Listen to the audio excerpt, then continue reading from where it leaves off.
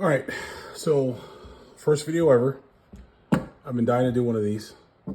I'm a CZ guy, and I wanted to do a video for all the CZ people out there struggling with some holster options.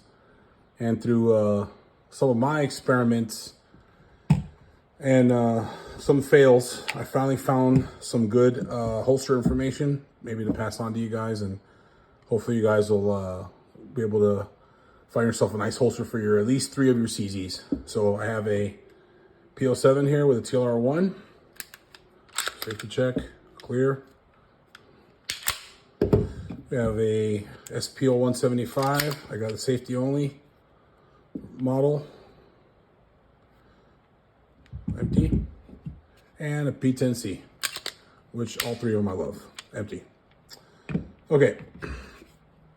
So obviously, a lot of people try to get these in an ALS. So my experience is when they use a heating gun or whatever, try to modify some of these ALS locking mechanisms, what you end up doing anyway is these locking mechanisms are supposed to lock into these ejection ports. You don't get a good lock. And if you ever just yank on it, in all the years that I've been on duty and in law enforcement and carrying all Safariland pretty much my whole career, it's just not a good idea to me as far as retention. Usually those ALSs are molded for the exact ejection ports, but I'm just not a fan of that. So what I have been doing over the years, I've always carried the 6280 model, which is not super mainstream. They used to be real big years ago, but there's some cool options with those too. So the 6280 is basically a hood, which is supposed to be Safariland's level 2. And then I always add a Sentry switch on it, which makes it level 3. So if you look, you can see Sentry switch goes down, hood goes down. That's pretty much it. Lock it up, right? So it does take some practice, and I carried 1911 for many years, so it just takes a while to get used to, but at least your gun is nice and snug and secure. You're not ruining the gun. You're not scuffing it. You're not trying to cut and shave those ALSs to try to fit those ejection ports and such. So I just find if you guys are looking for something better or a different option, I think these are good too. So what I did was I took a P229 holster for a 6229 holster for an X300. So I ended up heating it just a little bit with a heat gun, okay? And what I was able to do was I was able to take my P10C with a TLR-1, and it fits absolutely perfect. Trigger guard's covered, hood goes up, the safety comes on, you got level 3 now. Nice fit, doesn't move. That's a good option for me. I'm used to these holsters like I said, so it's no big deal to me. Nice and locked in. Safety down, and then you can put the hood up, and then you can take your pistol out. It's a nice, smooth, right? So I did use a heat gun, but it's a different option, and I ended up enjoying it. So crazy part is too, X300, but with the heat gun, I was able to fit it with the TLR-1, and we all know it's a bigger light. Also, with another one of my CZs, the P07, same thing. Perfect fit, hood up. This one doesn't move as much in there.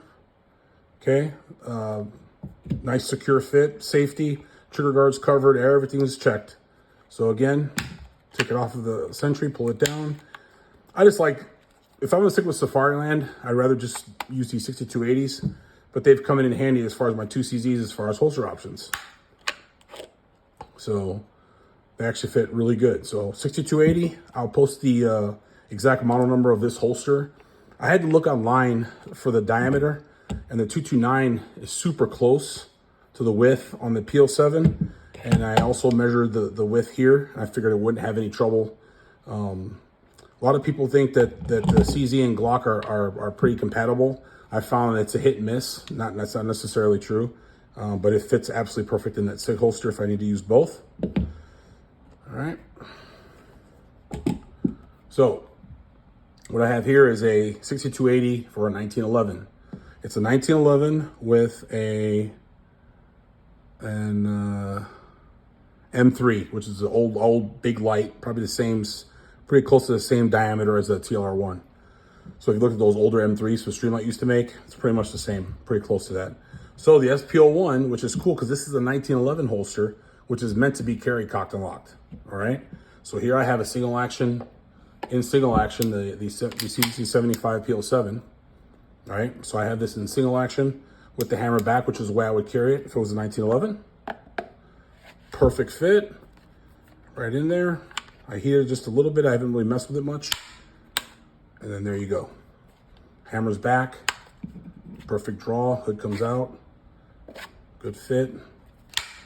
Okay, I'm gonna heat this one a little bit more. It's sticking just a hair, but it's a good option, like I said. At 1911 length, it's pretty close. And you can carry it perfectly with the hood because that's what it's meant for anyway, to carry a Colt or a Springfield. So now you can carry your CZ with single action only, or your Shadow. I'm guessing the Shadow could fit this too. But yeah, so there it is. Just wanted to share a few things with you guys. And if you're a CZ fan like I am, you struggle with the holster options out there, which are difficult and they're frustrating.